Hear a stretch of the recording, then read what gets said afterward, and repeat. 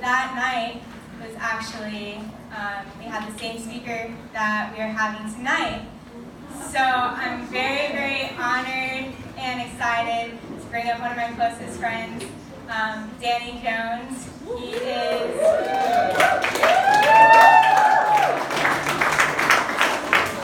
a phenomenal worship pastor, a phenomenal friend, and he's someone that carries a lot of experience and a lot of wisdom. And so I'm really excited for what he has to share. So Danny, come up and we'll pray for you. Lord Jesus, we just thank you so much for Danny Jones, and Lord, the way that your Spirit just shines through everything he does and everything he says. And so Lord, we just ask you to come into this place tonight and open our hearts and our minds to receive more of you. And we pray for only your words to flow from Danny, and just anoint him right now with your message. Amen.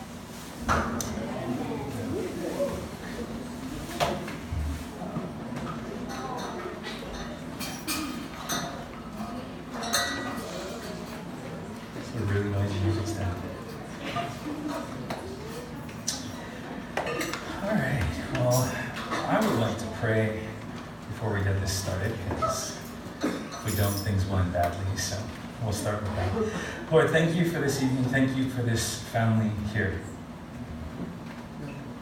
Lord, I ask that my words would be removed from anybody's ears, and that your words would be amplified loudly. Father, I pray that you would soften hearts in this moment and to prepare people to hear the word that it is that you have for them. Yeah, Lord, let me get out of your way and do what it is you're going to do tonight. In Jesus' name, amen. All right, so we're going to talk about greatness tonight and destiny. I was trying to figure out what to title the message, because I like to have titles just because they're funny and they kind of like bring back memories. And so I was trying to figure out, it's either throw the freaking stone or throwing stones is not always bad. You can figure it out, you can write it down, whatever one you want. Before we get into this message though, I want to tell you a story. There were these two scientists. It's about 1,000 years in the future, and they're thinking they're all that. So they tell the Lord, they're like, hey God, we can do everything that you can do now because technology has advanced this far. And God's like, okay, well, let's put it to a bet of sorts, or a challenge. And so scientists are like, okay, well, what do you have in mind? And God says, you guys can make men now, right? Yeah, of course we can. God's like, okay, well, let's do this the old-fashioned way. And they're like, okay, so they grab a shovel, they go outside. Right as they go right to the ground, God says, whoa, hang on. Get your own dirt. Here it comes. Get your own. Okay, anyway. So Adam was created out of the dirt, or out of the clay. The reason I say that is because I'm going to say things that are pretty offensive if you think that I'm telling you from the perspective of not knowing that everything that we do is because God has given us the permission and given us the ability to do so. So in other words, we can't exist if God didn't make it happen. Because God says that he foreknew us and he knit us together in our mother's womb. So if you were walking, if you were breathing, if you were talking, if you were doing anything, it's because God said so. To do a little experiment, everybody, I want you guys to take a deep breath and hold it for me. Okay, ready? So ready, set. Deep breath, hold it. Hold it, okay. So what happens is there's a passage in John 15:5 that says, Jesus says, yes, I am the vine, you are the branches. Those who remain in me and I in them will produce much fruit. For apart from me, you can do nothing. You guys still having a hard time breathing? Okay, so that's a simple thing just because I really want to get the point across. That if you're breathing, if you exist, it is because God has given you air. So, with that being said, one thing that is really frustrating for me is when I go to somebody, for example, if I went to Devin after, and I told him, hey Devin, you did such a good job tonight. And he's gonna be like, oh, it's all God. Again, if you're breathing, I know it's all God. So let me explain this. There's a passage in Psalms 82, verse 6 that says, I say, you are gods, you are children of the Most High. Don't freak out. There's another one that's even worse. John 10:34. Jesus replies, it is written in your own scriptures that God said to certain leaders of the people, I say, you are gods. I'm not trying to preach a message saying that you guys are going to die and become gods. Nothing like that. It's lowercase g, hopefully. Yeah, perfect. Sorry, we had it typed in just the last minute. So I am simply saying that God knows who he is. He's not insecure. He's not afraid to say great things about you. He's not afraid to say, check out my kid. Watch what they can do. Because we're not going to suddenly become equal with him. But I believe the enemy tries to tell us that we have to worry about the power that we possess as children, as sons and daughters of the Lord. Remember, unless whatever you did, you accomplished without breathing, then God was behind it. Something that might be offensive is if I or somebody says to you, great job, and your immediate response is, oh, it's all God. I want you to tell me what's really going on in your, well, you don't have to tell me, but I want you to think about what's really going on in your head. Do you think that somehow, without God, you could have done the same thing? And that you need to affirm that, oh, no, it was God this time, because, it wasn't me this time. Or does the rest of your life not reflect John 15 that we said earlier that says, apart from me, you can do nothing? Your life should show greatness. Your life should show God is your center. God is your power. God is not just the fuel in your car. He is the car that you're driving in. That should just go without saying. So if somebody comes up to me and says, hey, great job speaking, great job worship, or great job blah, blah, blah, whatever it is, I simply say thank you. There's a few reasons. One, it's I don't know about you guys, but it's kind of frustrating when I tell somebody, great job. They're like, oh, no, not me. Oh, really, what's it mean? It gets annoying after a while. Number one. Number two is when somebody says to me, great job, I don't hear, oh, Danny, you are the man. I hear, Danny, you have taken the gifts that God has given you and you've stewarded them, and it's showing right now.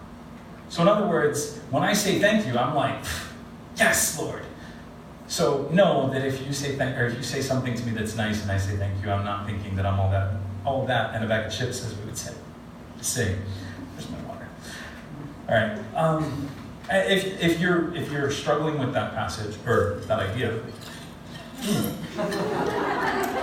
like I'm struggling with my drinking problem here. Yeah. Ladies and gentlemen, this is why you have a straw when you speak. Okay. Well. Fantastic. If you guys remember used yet, now you are. All right. So if you can't handle that idea, I don't want you to think that anything that I'm saying is just like my great idea, so you have to accept it. I want you to listen to what I'm saying, write stuff down, go to your Bible, study it, and come back to me and argue with me. I don't argue, but I'll point you in the right direction. The point is, if you go to the passage where the Queen of Sheba comes to King Solomon, and she's like, dude, your stuff is way cooler than I was told. Your kingdom is run perfectly. You're just so much wiser than I thought. The scriptures doesn't say that Solomon's like, oh, wait. It was all God. Everybody knew that Solomon had prayed for wisdom, and God gave him wisdom, and he ran his kingdom with the wisdom from God. So he didn't have to say that. So, with all of that being said, I'm not going to ask you if you agree because I don't really want to know. I'm just going to tell you it is my belief that it is okay when somebody compliments you to just simply say thank you. Hawaii culture, it's not okay to do that, but that's a different conversation. Everyone in this room has a destiny. Every single one. I don't care where you're at. I don't care who you are. I don't care how far you've gone. I don't care if you're still waiting before you even walk up to the starting point. You have a destiny. But as humans, we are attracted to greatness. We don't go and find the worst footballer and idolize them. We follow after Tiger Woods and pay big money to watch him play golf. Do you know how much money people would pay to watch me play golf? That's right, lots. In case you guys didn't hear, 0. Thanks for the vote of confidence, brother. No, but on a serious note, nobody would pay unless they just wanted to be amused. My brother-in-law took me once. He let me swing at the ball 3 times, and then I was done because he was saying it was too bad. The point is, we are attracted to greatness. We watch greatness on TV. We pay big money to go to concerts of great musicians. But when was the last time you decided that you were going to be great at what you do? When is the last time that you said, I'm going to be the person that people will pay money to go watch, people will go pay money to sit with and learn from? I know that's a really unfortunate idea, isn't it? Greatness. By the time we're done tonight, I really hope that every one of you knows that greatness is in every one of you. It just has not necessarily been achieved. Why is Tiger Woods great? I really don't watch golf. I don't like it, but I was just thinking about him when I was writing this message. Why is he great? He's great simply because he has achieved such a high level of mastery in what he does. When the first time he played in the Masters, he didn't just do well. People weren't like, wow, he did a good job. He hammered everybody. I believe he was 15 points below everybody else, but down is good in golf. Just so you know. He exceeded what anybody thought was possible, and that's what makes him great. If you chase after your destiny, if you fight for what it is that you feel like God is calling you to do, and you attain some level of making it to where God has placed a space for you, that's considered greatness. The enemy has tried to get us to fear living up to our full potential. Remember, Mother Teresa, Albert Einstein, Elon Musk, Bill Gates. If you're looking for the greatest strength, Samuel the Nazarene. Looking for the heart of God, King David was the greatest. Looking for the greatest hunter, that would be Nimrod. The friend of God, Moses was the greatest. But they never spoke and created the universe. What does that mean? It means that no matter how great they are, no matter how much they achieve in their lives, they will never be able to say light, and boom, light exists. They will never be able to open their mouth and create all of the universe.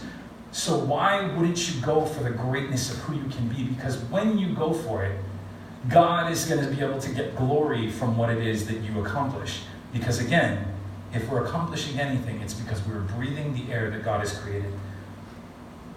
Truthfully, the only time you'll hear me say, oh, it's all God, is when I'm feeling insecure about what just happened.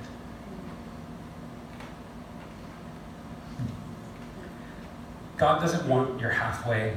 God doesn't want you to hold back. If you were made to do 100, why would you ever stop at 50? Because if God wanted you to do 50, he would only make you capable of doing 50. So if you're capable of 100, then do 100. I'm sorry I don't have a cooler analogy for that, and the numbers may sound weird to you, but just know that 100, 50, 50 is half of 100. So don't do half, do all. If you're 75, do 75. If you're 5, do 5. Don't do 2.5. Don't hold back, because you're holding back and you're withholding from those around you when you do. Hopefully, by this point, you have permission in your heart to do what it is that God has called you to do, to fight for it, to not hold back, to say, you know what, I'm going to have to give some stuff up for this, but I'm going to go after it. And you know what, I am going to do this. I'm not going to sit here and wait. I talk to people and I'll be sitting down with them and they'll just be like, oh yeah, I want to go to this country and I feel like God is telling me to do this and he's telling me to do this, and I'm like, okay, well, what are you doing about it? They're like, well, I'm just waiting for God. I said, well, what about God are you waiting for? are you praying about it? Are you talking to people? Are you studying something? What are you doing to get off your seat and to chase after the God-given potential that you have? I know people get upset about the whole idea that I say that you have something to do with your destiny, but let me put it in tangible form. David threw the stone. Well, actually it was a sling. He threw the stone. God made the stone hit Goliath and kill Goliath. But it wasn't like this where David was like, okay, stone, kill Goliath. Kill Goliath. God's gonna do it. He had to throw it. And here's something else about that. David didn't wake up that morning and say, oh, I'm gonna grab a sling and I'm gonna grab a stone and I'm gonna go kill Goliath. David said, I'm going to grab my sling that I have used to protect my family's sheep. And I'm going to grab the perfect stone because I've thrown stones before. And so I know what the right stone looks like. So what I'm getting at is David didn't just roll out of bed and suddenly magically know how to throw a stone that could kill a giant. He knew because he had been practicing, and he had been practicing. You know, I want to go back to that story. I apologize, I don't know what the scripture reference is for it, but most of you know this story about David killing Goliath, right? Everybody kind of? Okay, if you don't, there was a Philistine champion. He was a descendant of Anak. His name was Goliath. He was taunting the Israelite army. He was saying, you guys are lame, you're weak, you're small, I crush you like bugs. Paraphrasing. David comes out and he's like, yo, what is this Philistine saying about God's people? That is crazy. You don't get to say that about God's chosen people. He's confused because the army of God, which would be the Israelite children, were trembling at one man. Someone who was disgracing their God was still alive. And David couldn't understand that. Because David understood who his father was, who his father in heaven was. There is a tragedy in the next verse that follows that is what's really sad, and it goes missed a lot. David gets called into Saul's tent, and Saul says, who the heck are you? And he's like, well, I have killed lions, and I have killed wild animals who have come after my family's sheep, and I will kill this Philistine who comes after the Lord's chosen people. Saul says, okay. He takes off his armor, and he gives it to this 14-year-old boy. He takes his weapon, and he gives it to this 14-year-old boy. And as we know, the armor and the weapon was not David's, and it was not meant to be David's. But that is the tragedy, is the fight belonged to Saul. Even though Saul had no longer been the anointed one at this point of the story, I truly believe that if Saul had walked out and said, you, Goliath, do not get to disgrace God and his people, I believe that he would have killed him with a sword. But he was too afraid to fight his battle. And so he gave it to a 14-year-old. But the thing is, again, this 14-year-old couldn't take somebody else's battle and fight it on that person's terms. He had to fight it on his terms, which was with a sling and a stone and a shepherd's tunic thing. That's all. He didn't have fancy armor. He was not protected when he went out, other than by the armor of God. When you go out to fight for what it is that God has set before you, you don't have to worry about putting on some fancy armor. You don't have to necessarily worry about putting on degrees and fancy educations or titles or whatever. You just go out with what God has given you over your lifetime.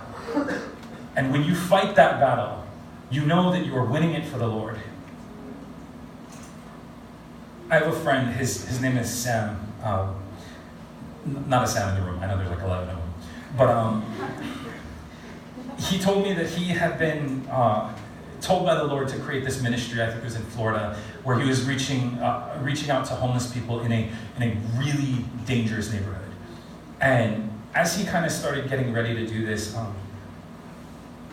the Lord came up to him and said, Sam, I need you to understand that you are not my first choice. In fact, you're not even my second or third choice. You were just the first person who said yes. I want you to think about that. When you are battling between the whole, it's all God or whatever. No. David threw the stone, God made it hit. My friend Sam, if it not been for the fact that somebody had to stand in the gap between God and earth, that somebody had to be there, then Sam would have been the first choice. But God had already asked other people, and they missed out on their chance to reach a destiny that God had set before them. Now this ministry has grown, I don't know, like 10, 15 times, and he has left that seed planted, and his church has taken over, and now hundreds of people are reached every week. And probably more, I could be wrong. But anyway, with that being said, my dad is a potter, and he's actually here tonight. He looks like a potter. It's pretty funny. It's funny because he's been doing this for about 40 years, and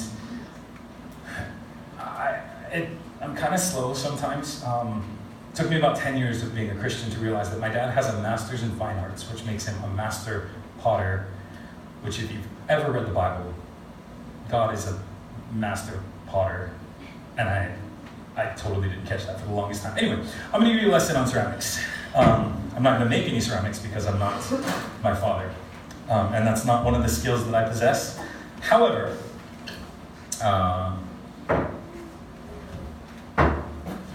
this is clay. I'm not going to take it out because it's going to get really messy.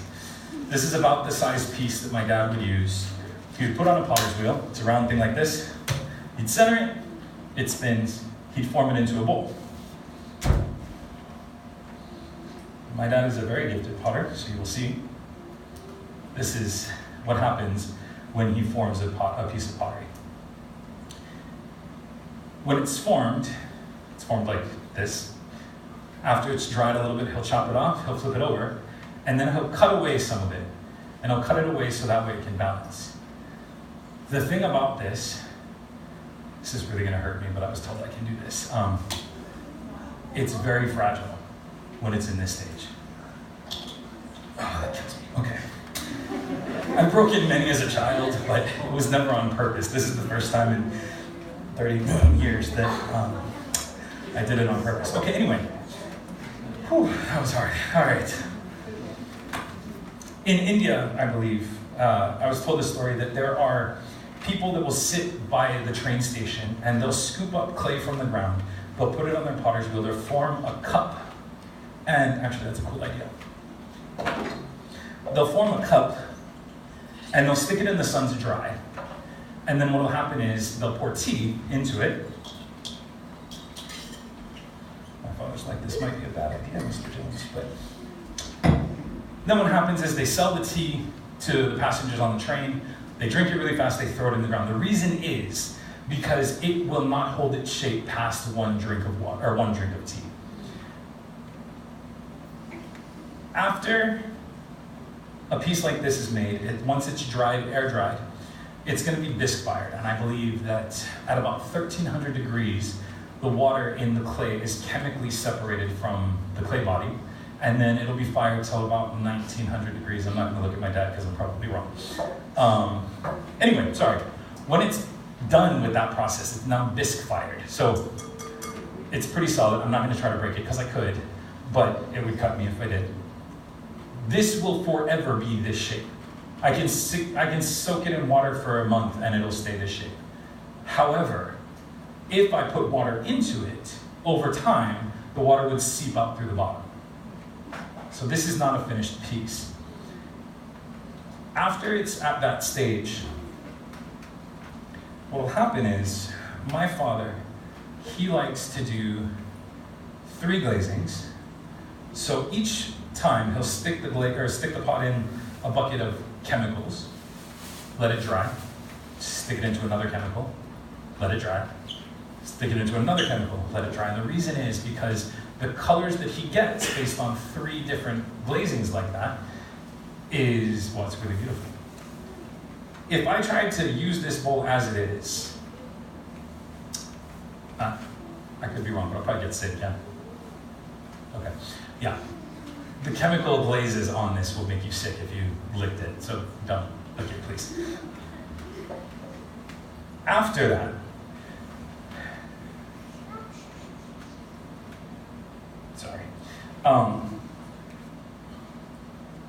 after it's glazed, it gets stuck in a kiln again. And this time, it's fired to about 2,300 degrees. And for those, for the foreign people in the room, that's about 1,300 degrees Celsius. For an idea, gold melts at about 1950, I think, is what the melting point of gold is. Lava on the Big Island is only 2,200 degrees. So in other words, ceramics go through a heat that's hotter than the liquid rock that's going on the Big Island right now. Put that into better perspective. When I was a child, we watched a video on volcanoes. The lava was flowing this way, and a good maybe this distance from where the cross is, the cross would catch fire. So in other words, the lava doesn't actually touch it necessarily to burn it. It's so hot, it'll incinerate things at a distance. Now, this is what it looks like after it was glazed like this. Totally different. Here's the thing. It's much more solid. I could pour water into this and let it sit for a year, and the water would evaporate out the top, but it would never seep through the bottom. So now, not only is it beautiful, but it's reached its potential for what it's supposed to do, which is serve ice cream. I'm just kidding, you can use whatever you want to. Great, Danny, you gave us a whole lesson on ceramics. Some of you get it, some of you think I'm strange. Let me bring this back to the Bible for you. Isaiah 64:8 says, "But now, O Lord, you are our Father, we are the clay, you are the potter, and all of us are the work of your hand." I want you to imagine this. If I should have brought a piece that I had made. My ceramics doesn't look like this. It's not this pretty, I promise. I've tried many times. I'm the son of a potter. This happens when a master craftsman creates something. You are what happens when our God creates something. Isaiah 45:9 says, "What sorrow awaits those who argue with their creator. Does a clay pot argue with its maker? Does the clay dispute with the one who shapes it, saying, 'Stop, you're doing it wrong'? Does the pot exclaim, 'How clumsy can you be?'" I'm joking. But really, how many times have we complained to God, "God, why am I so short? Why is my hair this color? Oh, Lord, I don't like my eyes. I don't like this." How many times have we complained? I was in the vintage like about 2 weeks ago because some of my dad's pottery is in there, and they were asking me, which pieces are your dad's, because it was unfortunately unmarked, and I was like, well, that one and that one and that one. They're like, "Oh, what about this one?" And I said, looked over and I said, "No, that's manufactured." Walked over to this big glass cabinet, and they were like, "Hey, how about it in here?" I looked over and I said, "No, none of that's my dad's." And the woman I was talking to said, "Wow, you really know your dad's pots." And out of my mouth, before my brain could catch up with it, I said, "Of course I know my father's artwork." And I want you to think about that. Do you know your father's artwork when you look at it? When you see somebody who's broken, do you still see your father's artwork, or do you see brokenness? The modern vernacular extra, it has a bad rap right now. It's going to be kind of cheesy, but deal with it. The difference between ordinary and extraordinary is a little extra. You don't have to laugh. It wasn't really a joke, but anyway. Maybe you went to an ordinary school, or had ordinary parents, or had an ordinary life. But I want to ask you, at what point did you think that made you ordinary? Now, I didn't live an ordinary life. I remember the days of not being sure what I was going to eat. I remember dreaming of a hot shower that wasn't at the beach. I remember many things that were really hard, and I also remember looking for love in the wrong places and hurting people because of it. that behavior got me in a lot of trouble. And a couple months ago, I was reflecting on the time from my youth when I was acting a fool. And I realized that it was my choices that put me behind bars. And I was being held accountable for my actions. No matter how much my mom or my dad loved me, no matter how much my friends were loyal to me, nobody was going to be able to trade places with me where I was. And a couple months ago when I was thinking about that, God really hit me hard with the fact that when I stand before God, when I stand before El Shaddai, God Almighty, I am the only one who stands there. I am the only one responsible for my actions. I don't get to say, well, Lord, my parents were like this, or my boss, he was so manipulative, and he just wouldn't let me quit so I could be a missionary. Or, Lord, you don't get it because it was popular culture to hold back, and that's why I didn't reach my destiny. That's why I didn't reach your broken children who needed me to be the fullness of who you had made me to be. Look, I get it. Some of you have been dealt a bad hand. Some of you were born into a bad city, a bad home, a bad whatever. I get it. That's real. But if I decided to play the hand I was dealt, I would still be in jail. I just decided to get a new deck. At some point, and please know, the ministries that I've been a part of, I've seen brokenness, I've seen darkness. I know that what I've been through is nothing compared to what some of you may have gone through. But I want you to understand that at some point, the decision is yours. When you stand before God, God knows that it hurt what you went through. But he also knows that he was there, the comforter, ready to heal, so you could walk in the fullness of your call. I want to share a poem with you. I forgot to ask Yunia to put it up on the screen. It's from a woman named Marianne Williamson. If you've heard it before, enjoy it again. If you've never heard it before, listen carefully. Our deepest fear is not that we are inadequate. Our deepest fear is that we are powerful beyond measure. It is our light, not our darkness, that most frightens us.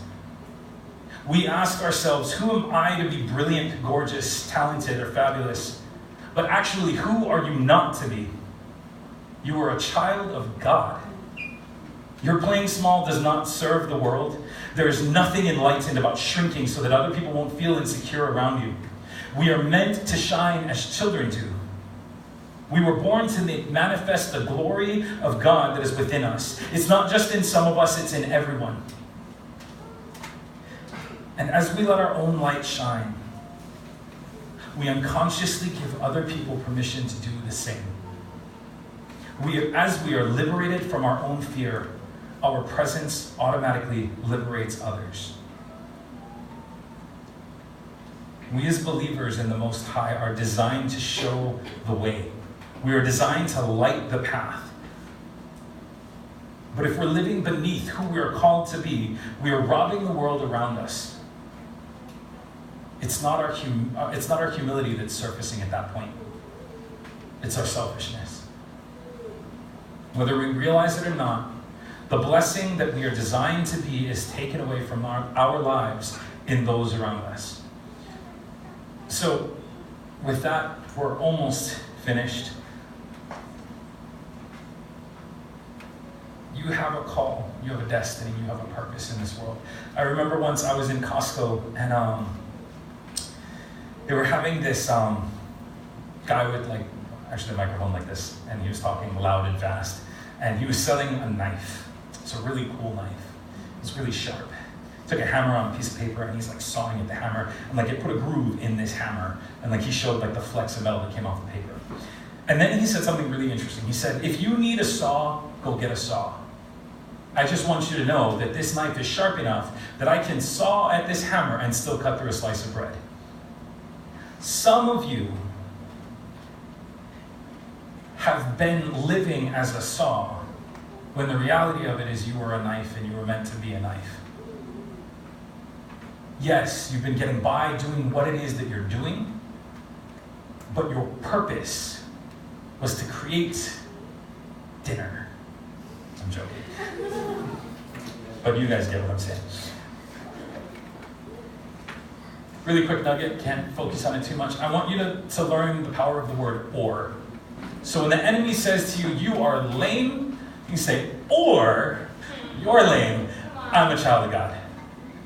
When the enemy says, you can't do that, you say, or, I actually can do it, and you can't do it. I know you think I'm joking, but I'm absolutely serious. There is a martial arts called Taekwondo. The whole premise, the absolute underlying belief behind it is you punch at me, I move to the side, I use your energy, and allow my attack to come from your energy. So in other words, when the enemy comes at you, don't waste your time fighting. No, I can do it. No. You're like, or actually I can. Don't fight back. Just move around him. He loses at the end. I read the book. Proverbs 29:18. There's two translations up here. Where there is no vision, the people perish. And when there is no vision, people cast off restraint. But blessed is he who keeps the law. I want you guys to go home, and I want you to think about what the call is on your life.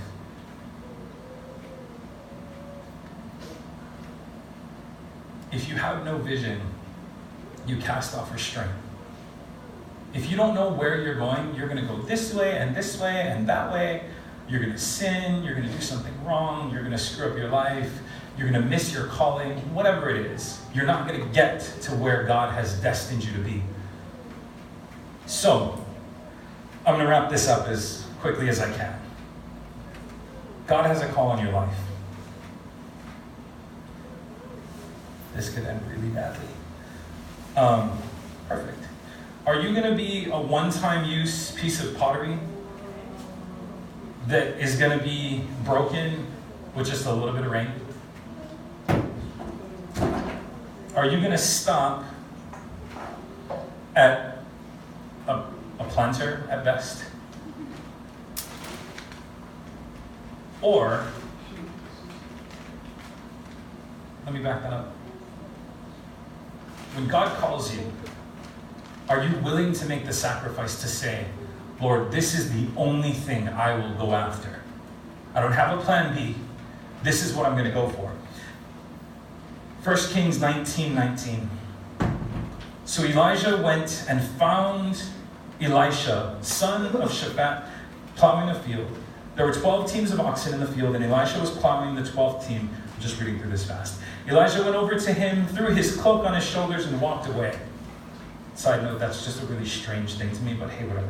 Elisha left the oxen standing there, ran after Elijah, and said, "First, let me go kiss my father and mother goodbye, and then I will go with you."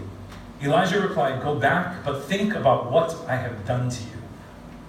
Verse 21. So Elijah returned to his oxen, slaughtered them. He used the wood from the plow to build a fire to roast their flesh. He passed around the meat to the townspeople, and they all ate. He then went with Elijah as his assistant. Saying yes to your call is going to require some sacrifice. Elisha said, not only, yes, Lord, I'm going to follow you, but he said, I'm going to sell all my DJ gear because I'm not going to be a DJ anymore. I'm going to follow you, Lord. I can't be a DJ without any stuff. Sorry, that was the only thing that came to my head.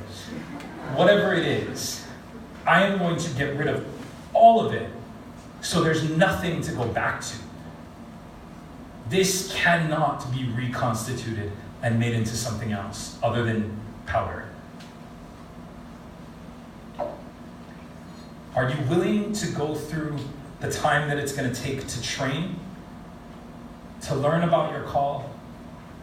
The days where you wake up and nothing is changing, and you're still waiting and you're still hoping that God's door is going to open? This process is not fun. It's super messy. Look at my dad's shirt. I'm joking. It is a super messy thing. I'm not pointing him out, so that's fine. It's a messy process. It's mundane. It's dirty. Stuff's going to happen. You're going to drop it in all the way by accident. It's going to slip out of your hands. Hopefully not right now, because this is still a good piece. And finally,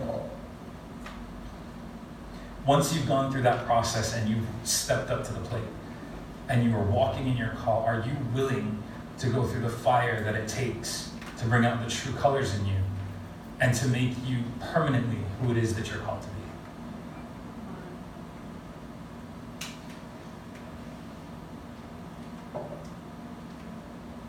There's nothing wrong with not going all the way to the finish stage. But I can tell you, you're going to miss out. And I can tell you that you have a purpose, you have a use. My dad, when he makes these things, he knows what he wants to see at the end. Sometimes they break, sometimes they literally explode in the kiln. But he knows what he wants.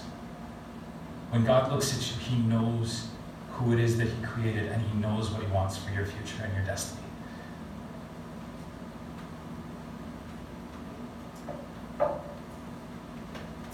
I'm just going to pray.